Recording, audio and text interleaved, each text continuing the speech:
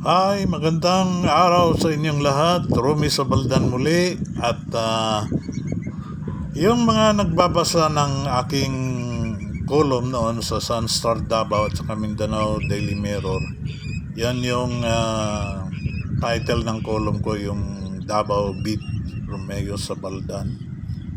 At nandito muli tayo sa unahang anggulo ng Bucana Bridge. Ito yung seaside na video footage. Andito tayo banda sa the seaside portion of the bridge. At ito na, asfaltado na. Kumpleto na siya. Pwede na ito doon. Pwede na itong i-test drive ito. At ito pa. At saka ito. Alam nyo ba na ang mga mayayaman sa Davao ay nagplano na mag-break-in dito, bibili ng bagong mga sasakyan? Yan ang extra dose cable stayed bridge ng Bucana. Dito tayo sa side ng Ecolan. Kung manggagaling ka doon sa SM, dyan ka. At may kapariha pala siya, itong sa Kamalanyugan Bridge Project. Ito naman yung sa Luzon, Cagayan Valley. Cable stayed bridge din. At balik tayo dito sa ating Bucana Bridge. Ang isa sa kakaiba nito ay itong kanyang railings. Bagong design na, hindi na yung common design ng railings. Kasi nga CRBC ito Yan may asfaltado na. Yan yung makikita. Ito, palagay ko solar ito Solar lighting ang gagamitin nila. Yan ang makikita natin dito pag nasa coastal ka itong mga clouds na naggagandahan. Yan yung Verdon Park. The building visible at the Ecolan side of the bridge dito sa connector road niya ay yung Verdon Park. Yan yung visible na building doon. At kaya tayo nawawala dahil paminsan-minsan kakabalik din naman tayo pag natapos na yung trabaho natin sa bukid. Kasi hindi lang tayo vlogger farmer din tayo Kaya mo. At sinuwerte naman at naka-harvest na ako ng ganyang kalaki. Abot halos 6 kilos yan. Yung isa sa pinakamalaki at pinakamabigat na durian puyat. Magtanim kayo ng durian puyat. Yan, pinakamasarap yan. At saka zero cholesterol. Balik tayo sa coastal road. Tingnan mo yan kung gaano ka professional sila magtrabaho. May kumot yung nila yung asfalto nila to retain its durability habang ito ay bagong buhos ito na asfalto. Yan, kinukumutan talaga nila. Ganun sila magtrabaho. Bakit din natin gayahin? Tsaka they are so confident with their work. So mga malalaking truck lang ng construction vehicles ang pinapayagan dito muna ngayon. May mga portions pa na hindi pa nagawa kasi nagiging service road yan Diyan dumadaan yung mga transit mixer pababa para magbuhos ng simento doon. Tsaka dito tayo ngayon sa ilalim ng tulay. Walang pulis sa ilalim ng tulay pero may mga security guards pa rin. May mga security officers pa rin dito na kailangan makibagay ka rin sa kanila para hindi kanila sisitahin dito. Although ang sabi nga nila may bitak daw kaya pinuntahan ko mas hamis pa man sa dalaga ning iyang finished product sa tulay kining iyang box girder bridge. Wala hamis kayo, wala may bitak kaliguan na kay ang simintong gamitan fresh. Kay naara walang 1 kilometro pa andyan lang yung batching plant nila Yan ang mga views na matutunghayan mo pag nadadaanan mo na ito. Isipin mo yan. 35,000 vehicles can pass this way. Ito na lang yung kita mo yung medyo may ano dyan, hindi pa tapos. Yan yung expansion joint niya. Yan na lang ang kulang. Kasi yan, hindi yan simento por simento. Meron yang matibay na plastic para sa kanyang expansion joint. Makikita mo yung cable niya, yung tibay, naka-saddle sa kanyang pylon. Mga 6 na pylon yan at naglalakihang mga pier at saka naglalakihang mga pier capping. Oops. Ito yung connector road niya. Ito yung high and low travel, yung ascending, descending. Kaya ito yung isa sa mga joyride na ibibigay ng connector road na ito papuntang tulay. Itong tulay mismo, Bukana Bridge, na napakaganda.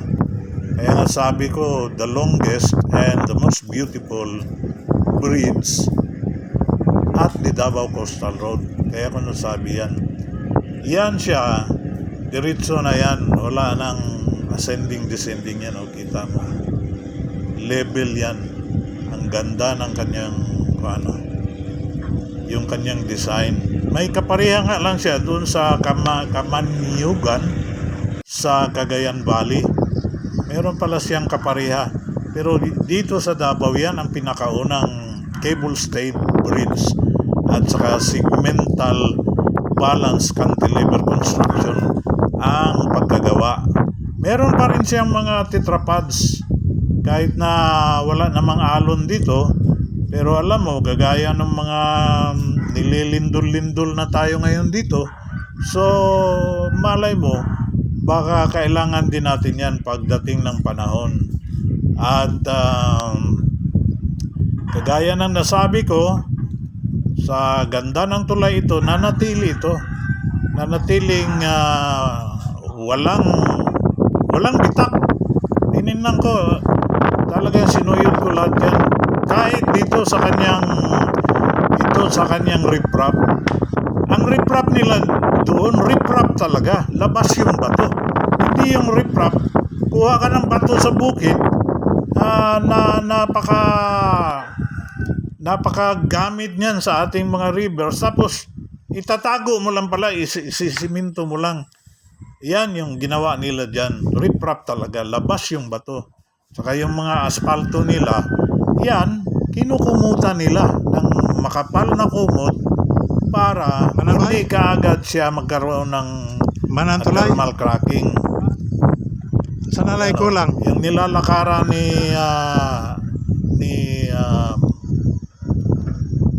nung trabahante dyan, asfaltado na lahat yan hanggang doon sa tulay. At saka nakatayo na rin yung mga solar lights niya. Kaya maganda ang biyahe dito, lalo na pagbago ang sasakyan mo. At ang mga railings niya, kakaiba rin. Ito yung sa bicycle lane niya, at saka yung mga walkways niya along the way, ay maganda rin ang pagkagawa. Tingnan mo yung asfaltado nila na inanggal na yung kumot dahil matagal na yung nakabuhos dyan. Kaya kita mo dito, pag approach mo sa road connector, makikita mo na yung mga naglalakihang mga clouds at saka yung kanyang mga pylons. Ayan, malinis na siya. Dito yan sa may Caparida compound sa Ecoland side. Doon sa Tabok, dito sa Tabok, May mga Bukana mali proper. natin sinabi doon. Yan, malinis na. Wala na yung... Ito yung dati niya. Binago natin ang Tamba yung thumbnail mga support pillars ng niya. ating mga viewers. Maganda pala talaga kung huwag kayong tanggalin yung mga support pillars mahiyang sa magbigay ng corrections segmental dahil lahat ng tayo ay balance cantilever nagkakamali. construction. Ito naman Kasi yung umpisa side dyan, ng kwan yan yung mahirap. dito sa Talagang barangay 37D pa rin ito. hindi pa Malawak kasi ang nakakabit siya sa barangay cable. Bukana. Kailangan meron Hanggang siyang mga Ecolan support yan, pillars. This is the Ecolan side. Ika-apat kada And particularly pier dyan sa station. looban yan, Apat yan yung tinatawag malaking na gastos din yan Caparida kasi compound. pinutol na yan tinanggal na yan mga binago support natin. pillars yung kanang kwadrado diha. Kaya nga tayo ay Mauna yung mga support pillars niya sa balanced cantilever construction. Kasi segmental nga eh. Yan, malinis na. Wala na yung mga kung aesthetics nga naman pag-uusapan, although pwede mo namang iwanan lang yung doon, yung mga support pillars na yon, pero matibay nga ito eh. Itong mga piers na ito, tingnan mo pagkagawa matibay talaga yan, at saka maganda ang pagkagawa. Yung cable stayed bridge, this is the first of its kind in Davao City. Ewan ko kung sa Visayas meron, na sa Luzon meron, yung ng sa Kamanyugan. Cable stayed din pala.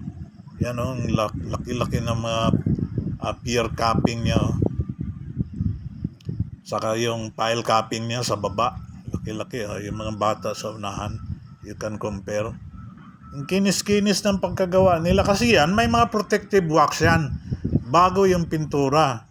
Yan, dito maraming mga tanim. Yan ang padamihin mo dyan, yung mga tanim na yan. Kung nasabi ito, walang ano ito walang, yan yan yung bearing pads niya. Yung seismic dancing bearing pads. Yan si Kuya, gawin nating model para sa close-up natin kung ano yung bearing pads na yan. Yung orange na yan. Dumaan na ito ng dalawang malalakas na lindol. Walang bitak. Kasi yan, dahil sa bearing pads, seismic bearing pads kung tawagin, ay sasayaw lang yan. That bridge will dance with the earthquake. Ang kauna-unahang bearing pads na nilagyan, yung sa Talomo, ito yung habang ginagawa nila yan, yung hinahanda nila, ito yung file footage natin sa incremental launching method. Yan yung launching nose ng ILM bridge sa Talomo to Matina Aplaya. Yan yung bearing pads ang ginagawa. Kaya yan sila, mahirap magkaroon ng bitak yan. Kahit sabihin mo mga magnitude 8, mahirap magkabitak yan dahil sasayaw lang yan, kagaya nito ngayon sa Bukana Bridge. Ito yung pangalawang tulay na merong ganun. Kasi wala akong nakitang ganyan doon sa ibang mga tulay. Yan Yang malalaman turang natin puti na yan, ano sa ilalim yan, may bagay-bagay protective na wax pa yan. nagpapabilis talaga sa Layers construction of nito. protective wax. Ito yung isa para namang nga, features ng yan na yung segmental mga support cantilever pillars na construction. kita mo. Kasi tinanggal na. merong mga support pillars Na acetylene na yan sa taas. Wala na yan. Kasi nga, for day, malinis na. For aesthetics. Dito tayo sa may bandang Caparida compound, yan yung riprap na sinasabi ko. Tapos na siya at may mga perimeter fences na nakatayo dyan. At saka yung mga solar lights, handa na yan lahat. Kahit na siguro sabihin mo, December, pang Pasko, pwede na yan eh. Pero ang tanong, kung matatapos yung sa Rojas Avenue na hanggang ngayon hindi pa tapos. Tapos na itong tulay, sila doon hindi pa tapos. Madadaanan mo lang yan kasi saan ka mapupunta, hindi ka pa man din makadiretso. Yan Yan yung papuntang Ecolan, kung mag-right turn ka, papuntang SM yan. Yan, matagal nang tapos yan. Dito, ang Connector Road. Umpisa niyan, Connector Road ng napakaganda at napakalaking tulay sa Bukana. Kaya siya abot ng 1,430 meters, more than 1 kilometer. Kasi mahaba rin yung mga connector roads niya. Yun yung uphill, downhill climb niya to give us the joy and comfort of riding the vehicles from end to end, from point A to point B. Yan yung connector roads. Maganda rin at matibay ang pagkagawa. At dito, ito ang pinakaunang kuha natin on the seaside view of the bridge. Dito mismo sa may dagat. So, paano? Ito yung latest ng Bukana Bridge. So, paalam na tayo. Mag-comment naman kayo dyan o kahit na isang like lang para meron naman tayong video ulit. So, salamat at sana ay ang lahat ay nasa mabuting kalagayan. The sun's heaven burst in